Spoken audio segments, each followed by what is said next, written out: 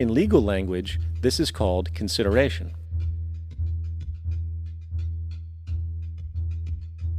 Mr. Daly explained that the money was, in fact, not the property of the bank, for it was created out of nothing as soon as the loan agreement was signed. Remember what modern money mechanics stated about loans? What they do when they make loans is to accept promissory notes in exchange for credits. Reserves are unchanged by the loan transactions, but deposit credits constitute new additions to the total deposits of the banking system. In other words, the money doesn't come out of their existing assets. The bank is simply inventing it, putting up nothing of its own, except for a theoretical liability on paper. As the court case progressed, the bank's president, Mr. Morgan, took the stand, and in the judge's personal memorandum, he recalled that the plaintiff, bank's president, admitted that, in combination with the Federal Reserve Bank, did create the money and credit upon its books by bookkeeping entry. The money and credit first came into existence when they created it. Mr. Morgan admitted that no United States law or statute existed which gave him the right to do this. A lawful consideration must exist and be tendered to support the note. The jury found that there was no lawful consideration, and I agree. He also poetically added, "Only God can create something of value out of nothing." And upon this revelation, the court rejected the bank's claim for foreclosure, and Daly kept his home. The implications of this court decision are immense. For every time you borrow money from a bank, whether it is a mortgage loan or a credit card charge, the money given to you is not only counterfeit, it is an illegitimate form of consideration, and hence voids the contract to repay, for the bank never had the money as property to begin with. Unfortunately, such legal realizations are suppressed and ignored, and the game of perpetual wealth transfer and perpetual debt continues. And this brings us to the ultimate question: why? During the American Civil War, President Lincoln bypassed the high-interest loans offered by the European banks and decided to do what the Founding Fathers advocated, which was to create an independent and inherently debt-free currency. It was called the greenback. Shortly after this measure was taken, an internal document circulated between private British and American banking interests stated, "Slavery is but the owning of labor and carries with it the care of laborers, while the European plan is that capital shall control labor by controlling wages. This can be done by controlling the money. It will not do to allow the greenback, as we cannot control that." The fractional reserve policy perpetrated by the Federal Reserve, which has spread in practice to the great majority of banks in the world, is, in fact, a system of modern slavery. Think about it. Money is created out of debt. And what do people do when they are in debt? They submit to employment to pay it off. But if money can only be created out of loans, how can society ever be debt-free? It can't. And that's the point.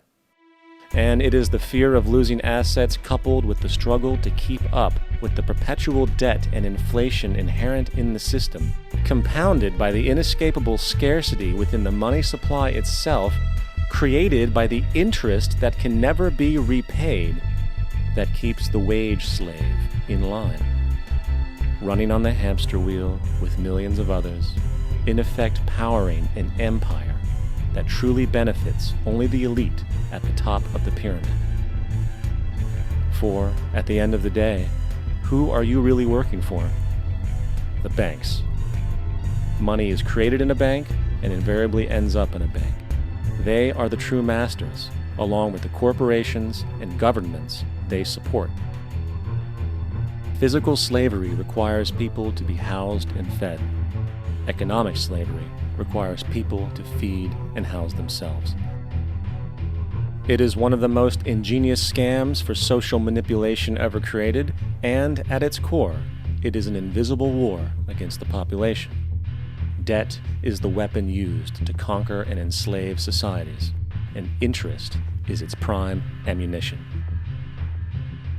And as the majority walks around oblivious to this reality, the banks, in collusion with governments and corporations, continue to perfect and expand their tactics of economic warfare, spawning new bases, such as the World Bank and International Monetary Fund, while also inventing a new type of soldier, the birth of the economic hitman.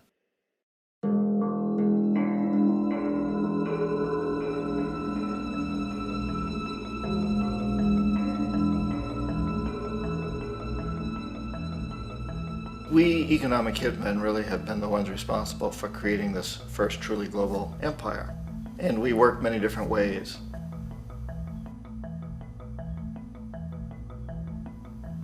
But perhaps the most common is that we will identify a country that has resources our corporations covet, like oil, and then arrange a huge loan to that country from the World Bank or one of its sister organizations. But the money never actually goes to the country. Instead, it goes to our big corporations to build infrastructure projects in that country, power plants, industrial parks, ports, things that benefit a few rich people in that country, in addition to our corporations, but really don't help the majority of the people at all. However, those people, the whole country is left holding a huge debt. It's such a big debt they can't repay it, and that's part of the plan, that they can't repay it.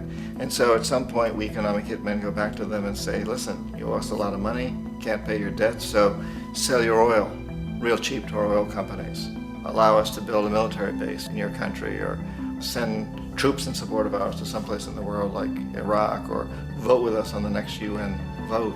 To have their electric utility company privatized and their water and sewage system privatized and sold to U.S. corporations or other multinational corporations. So there was that whole mushrooming thing, and it's so typical of the way the IMF and the World Bank work, that you put a country in debt, it's such a big debt it can't pay it, and then you offer to refinance that debt and pay even more interest. And you demand this quid pro quo, which you call a conditionality or good governance, which means basically that they've got to sell off their resources, including many of their social services, their utility companies, their school systems sometimes, their penal systems, their insurance systems, to foreign corporations. So it's a double, triple, quadruple whammy.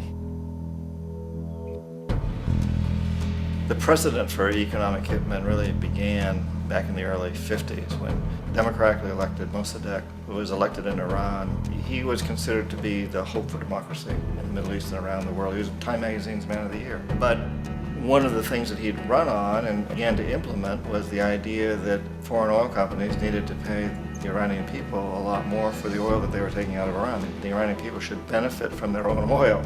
Strange policy. We didn't like that, of course.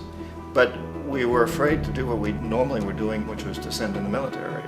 Instead, we sent in one CIA agent, Kermit Roosevelt, Teddy Roosevelt's relative. And Kermit went in with a few $1 million and was very, very effective and efficient. And in a short amount of time, he managed to get Mossadegh overthrown and brought in the Shah of Iran to replace him, who always was favorable to oil. And it was extremely effective. Mobs overflow Tehran.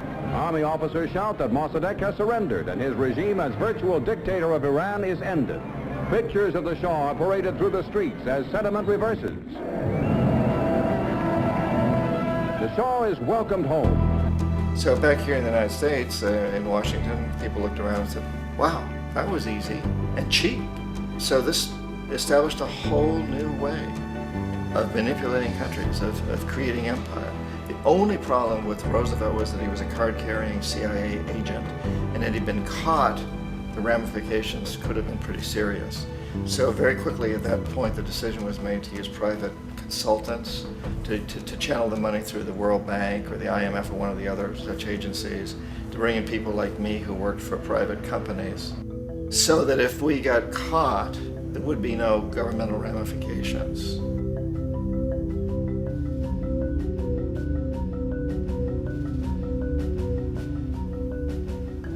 When Arbenz became president of Guatemala, the country was very much under the thumbs of United Fruit Company, the big international corporations. And Arbenz ran on this ticket that says, you know, we want to get the land back to the people. And once he took power, he was implementing policies that would do exactly that, give land rights back to the people.